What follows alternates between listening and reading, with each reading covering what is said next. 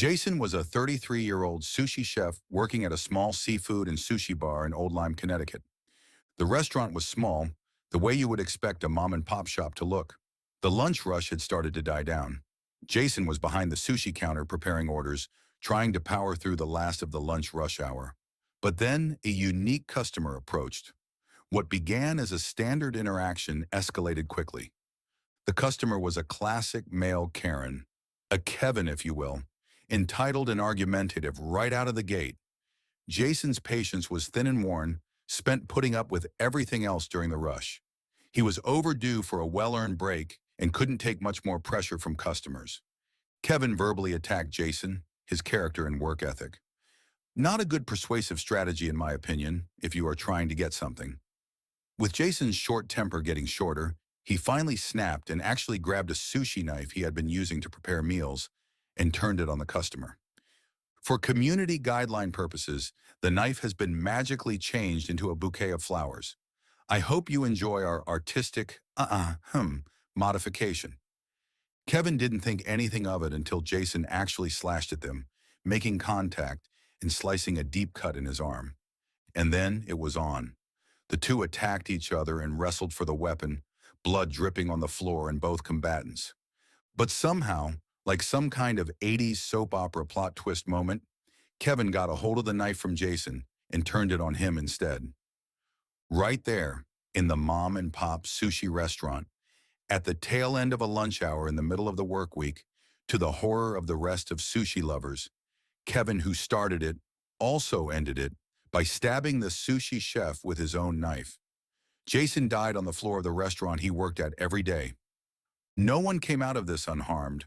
Kevin was injured, Jason was dead.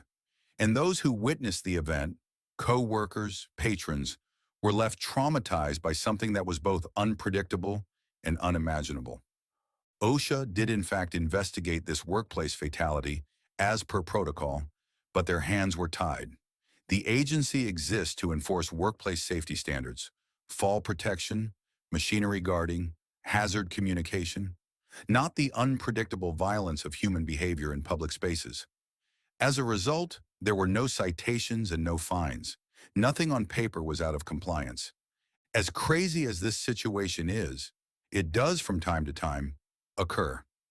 Sometimes the people that make the world go round also get fed up and snap, and sometimes it's fatal. Most people think of workplace injuries as things like falls, forklifts, and fires. But the truth is, a customer or an employee can be just as dangerous as a machine malfunction. So what do you do when the hazard is unpredictable? When the risk wears street clothes and walks in through the front door? Anyone in the comments ever worked food service or retail? Ever felt or seen something boil over like that? Tell your story below. I'd love to hear it. Carlos was a 58-year-old garden nursery worker in Miami, Florida. Some of his work included caring for young plants in shade houses, which were designed to allow plants sunlight but not be baked by the midday heat. Shade houses are massive open-air structures covered by mesh or tarp to regulate sunlight, especially critical for young or delicate plants. The tarp itself is very long and surprisingly heavy. It can span hundreds of feet and must be pulled, stretched, and secured high above the ground. That's the task Carlos was doing that afternoon when it became his last shift. To reach the upper frame of the metal structure, Carlos was standing on a fabricated work platform. Fabricated work platforms come in all kinds of shapes and purposes. This kind he was on was designed to slip on the front of a forklift, have a worker get on it, and then be lifted up by the forklift inside of the work platform or cage. Although this might sound sketchy, if done properly, is perfectly safe and doesn't break any type of regulations. A co-worker was operating the forklift while Carlos secured the tarp from this elevated work platform supported by the forklift. But after attaching one end of the tarp to the shade house and holding onto the other end of the tarp as he braced himself on the platform, Carlos gestured to the operator to back the forklift up to create tension and pull the tarp across the structure so he could attach the other side. Carlos heard the beeping sound, and keeping his eyes on the tarp as it stretched, he knew the driver was backing in the right direction. He made sure as the tension increased on the tarp that it didn't lose its positioning. He felt a strange vibration under his feet but didn't spare a glance down, as he had to pay attention to the tarp stretching without the other side coming undone. A jolt, and he was falling, work platform and all. He let the corner of the tarp go that he was holding onto and reflexively grabbed the guardrail of the work platform he was in. But it was no use. The work platform hit the ground and threw Carlos out of it with the force of a car crash. The force of the work platform hitting the ground coupled with the force Carlos hitting the ground again after he was ejected from it was more than his body could bear. Carlos suffered fatal and significant head trauma and died within minutes before emergency services could arrive. But what happened? As the forklift moved backward, the work platform began to slide out and off of the forklifts. This wasn't supposed to happen. In fact, there was a specific locking mechanism on the bottom of the work platform that was supposed to secure the platform to the forklift, but it was left undone. This meant that when the operator reversed the lift, the tension that was building on the tarp pulled the platform clean off the forklift instead, and Carlos along with it. There are two serious failures in this incident. First, the platform was not properly secured to the forklift. This wasn't a case of a rusty latch or freak vibration. It simply wasn't attached. That means the whole setup was unstable from the start. Second, the equipment was being used in a way the manufacturer never intended. The work platform and forklift were not designed to lift and stretch material horizontally, like dragging the heavy mesh tarps with the elevated platform. The manufacturer did not create this device to withstand these types of directional forces. And Carlos, not the company, paid the ultimate price. The total OSHA fine was $17,745. These violations seem so small and simple, but even small and simple things left undone can undo a human life. Anyone in the comments ever work on a work platform attached to a forklift?